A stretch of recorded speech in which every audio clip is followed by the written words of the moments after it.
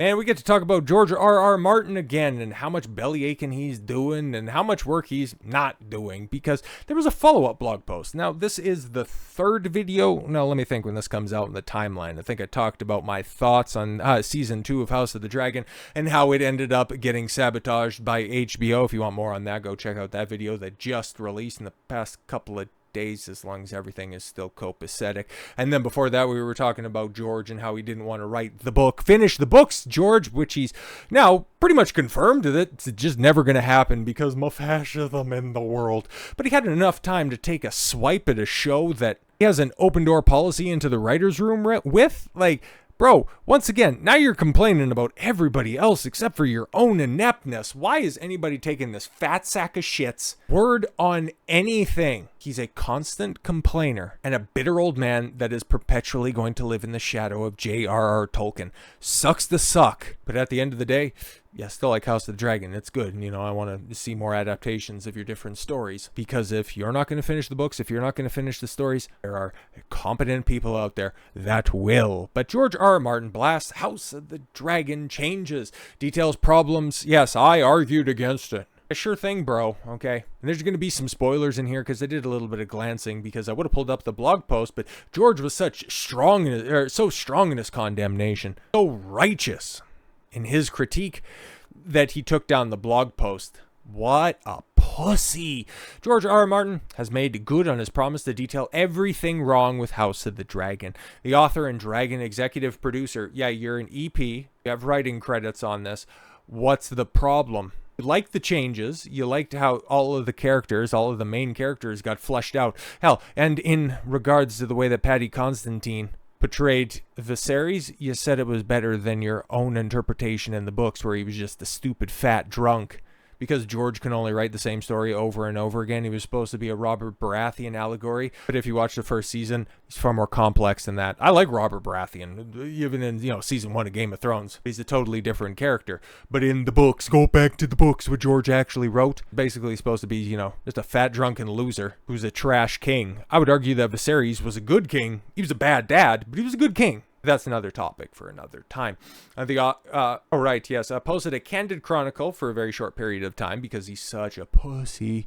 His concerns about the fantasy drama, giving readers a rare glimpse of behind-the-scenes creative friction of a major TV series. Yeah, because normally just like a pussy takes passive-aggressive pot shots and says, "Oh, if you don't adhere to the lore, then everything falls apart. It falls apart like tissue paper, and they stopped listening to me." In regards to season 6 onwards with Dan and Dave with Game of Thrones. Bro, that's your work that's being adapted. You were still getting paid. You were still getting credits, but you were once again too goddamn lazy to waddle your fat ass into that writer's room and make the corrections that you wanted to see. You just simply wanted to bitch and moan about it. George2988. Martin essentially said on his blog that co-creator and showrunner Ryan Condall has made a key change from Martin's book, yes, Fire and Blood, that he strongly disagreed with. And yeah, spoilers. Did I say spoilers? Or maybe I was just thinking about it. But yeah, there's going to be some spoilers for season 2 that's in here from the end of the first episode. In Martin's view, the change has already weakened the adaptation in season 2 and will cause much greater problems in season 3 and 4. As far as I know, and the change that we're going to reference here, it actually, I don't know. I'll have thoughts on it when we get to it, okay? Condall has said yes to the show because he can actually plan out an ending for something. George! Martin's post was deleted within hours. HBO then issued a statement about Martin's comments, and Condall is seemingly addressing the riff on the show's podcast.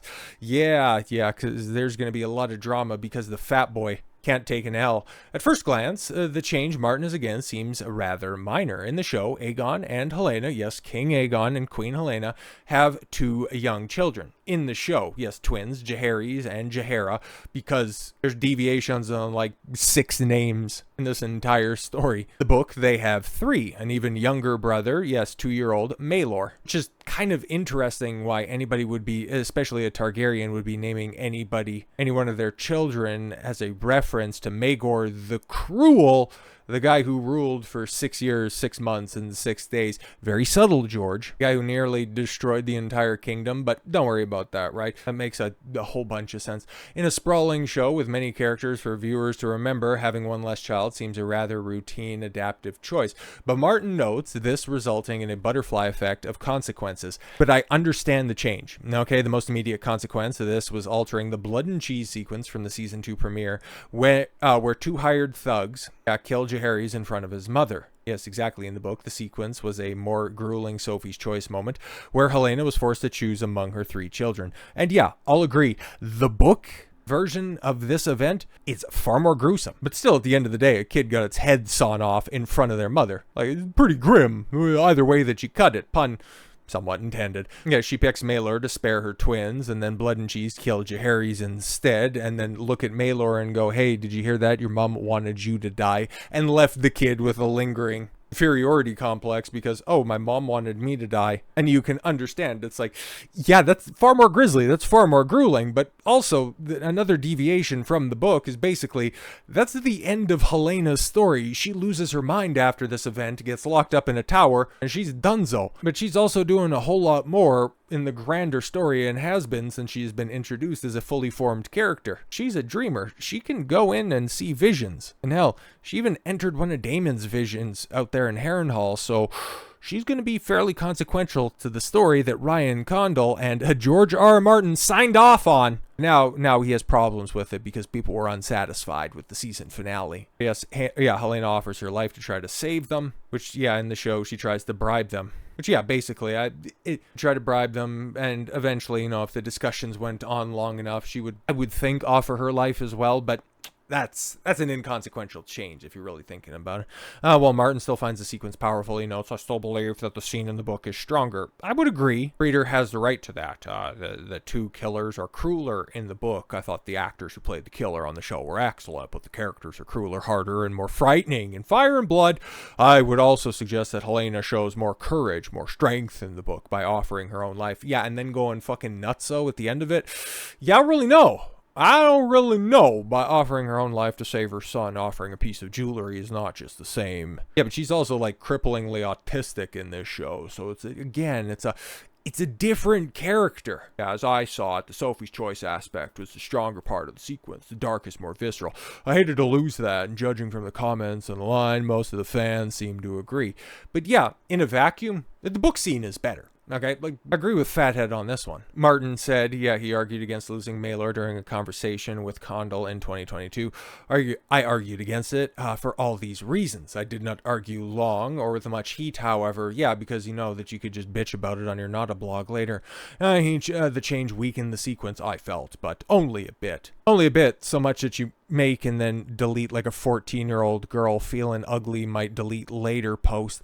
And Ryan had what seemed to be a practical reason for it. They did not want to deal with with casting another child, especially a 2-year-old toddler. Kids that young will inevitably slow down production, and there would be budget implications. Yeah, geez, imagine that, having another kid, having a toddler on set, and all of the expenses that comes with that, and then also finding out at the conclusion of season 2 that, yeah, the big battle that was supposed to be at the end that is going to start up season 3 had to be cut for budgetary reasons. It's almost like the showrunner knows what's going on. And it's almost like, yeah, having another kid, okay, even a 2-year-old who would, with the incapacitation of King Aegon for the second half of the season, would have been the king regent, which would have ended up affecting the story that they're telling with Aemond seizing the throne by the, midpoint in season 2. And I don't want to spoil anything moving forward, but that little guy right there, he also poses another big problem with the resolution of the story. But the budget was already an issue in House of the Dragon. Okay, so you knew about that, and you're still gonna bitch about it. Yeah, okay, yeah, this is passive-aggressive bitch shit, and it's totally within the character of the very consistently written George R.R. Martin, except for he doesn't consistently write. It made sense to save money wherever we could. Moreover, Ryan assured me that we were not losing Prince Maelor, simply postponing him. Interesting. Because then that also leads into the theory that maybe there's some, messing around between Queen Helena and Aemond, and given the state that Aegon is in, see how these names get very confusing? That will lead to another change and another question of parentage, not too dissimilar from that of Rhaenyra's kids, and how the Valyrians became black instead of the ambiguity of maybe 3 of Rhaenyra's sons are Laenor's kids, maybe they're strong kids, who knows for sure, it's just hair color, as opposed to, yeah, 3 of those kids should at least be half black. Like, what the hell are we doing here? Made for a much better and a much more compelling choice in the show. I digress. Yeah, simply postponing Queen Helaena could still give birth to him in season 3 because, yeah, she could be pregnant right now. We don't know for sure. Presumably after getting with a child late in season 2, that made sense to me, so I withdrew my objection and acquiesced to the change. Yeah, that could still be the case. But again, the kid poses problems in the long term. Let's just say that. But Martin adds some time between the initial decision and the removal of Maelor. A big change was made. The prince's birth was no longer just going to be pushed back to season 3. He was never going to be born at all. The younger son of Aegon and Helaena would never appear. Which, yeah, I mean, most of the big events of the story can continue to take place, and I don't know, maybe this is a little bit of a spoiler. You can go ahead and skip ahead if you don't want any of the actual story spoiled for you, but at the end of the day, he's not going to play much in the story after the conclusion of this story. That half of the Targaryen bloodline is pretty much donezo after the show's all done. But anyways, what's of greater concern to Martin is how losing Maelor's impacts the show's next 2 seasons. Martin notes several sequences from the book.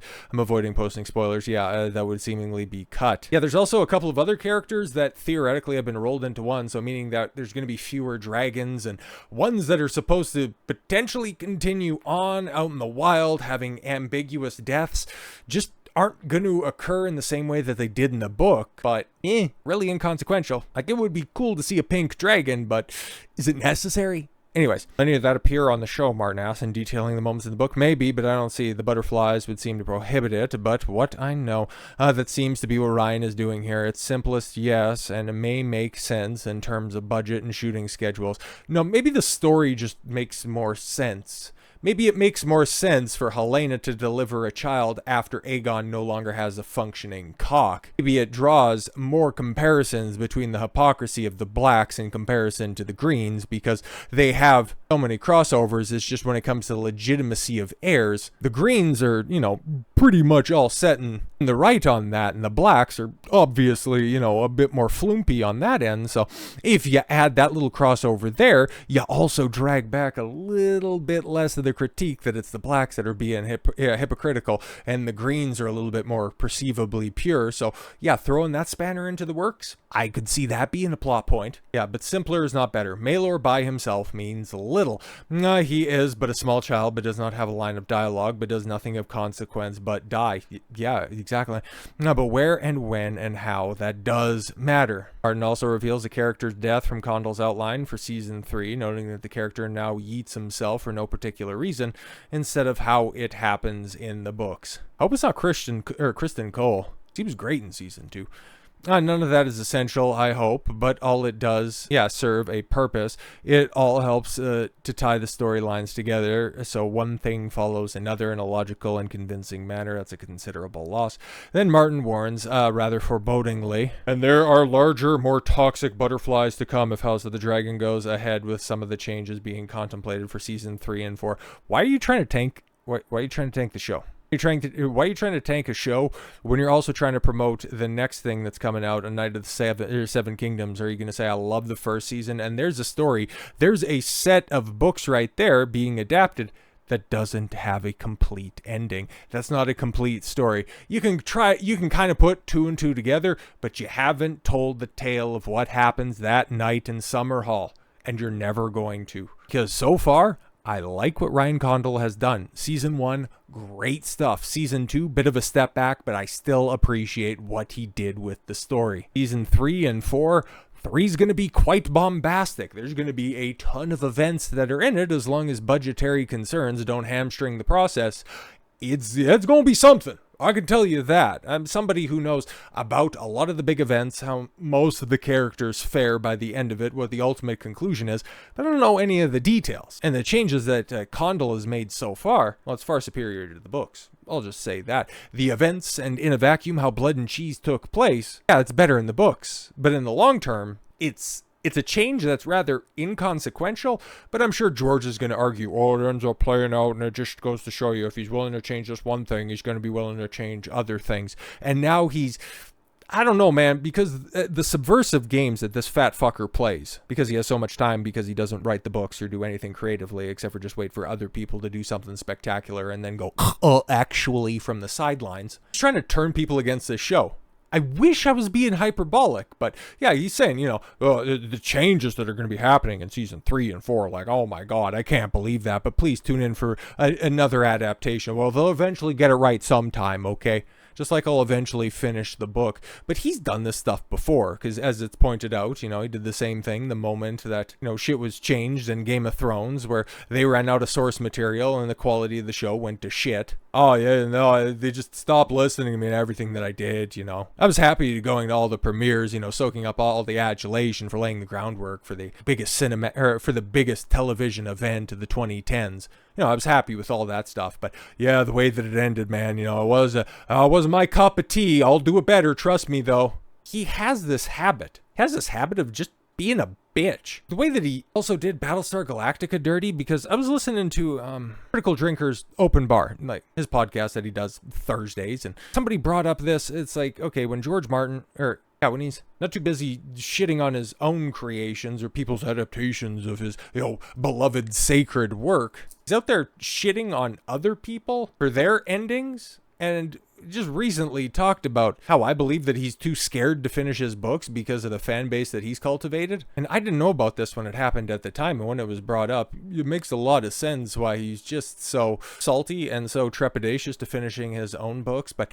what he had to say about, the finishing, or for the conclusion of Battlestar Galactica ends with a God did it. Looks like somebody skipped writing 101 when you learn that a Deus Ex Machina is a crappy way to end a story. Damn. Doesn't anybody know how to write an ending anymore? Oh my, and my jaw hit the floor when I heard that statement. Doesn't anybody know how to write an ending anymore? He wrote that back in 2009. He would eventually, in 2 years' time, come out with The Dance of Dragons, and since then, nothing. He has 2 more books. How could anybody think about writing a book or writing an ending like that? Did you skip writing 101? Well, brother, they had a conclusion to the show. They have a beloved series in that Battlestar Galactica run. You have a show that dominated airwaves that nobody talks about anymore. You have one that is currently the biggest show on cable television that you're actively shitting on and trying to poison the well on. At this point in time, I'm supporting House of the Dragon for the good work that Ryan Condall is doing. I'm doing it in spite of George R.R. Martin, because I see nothing but a salty, sad, fat old man whose legacy of never finishing the books is about the nicest thing I can say about him. So with all that said, thank you all very much for the gift of your time. I've been Don Consuelo. I want you to follow your gut and get after it. Take care, everyone.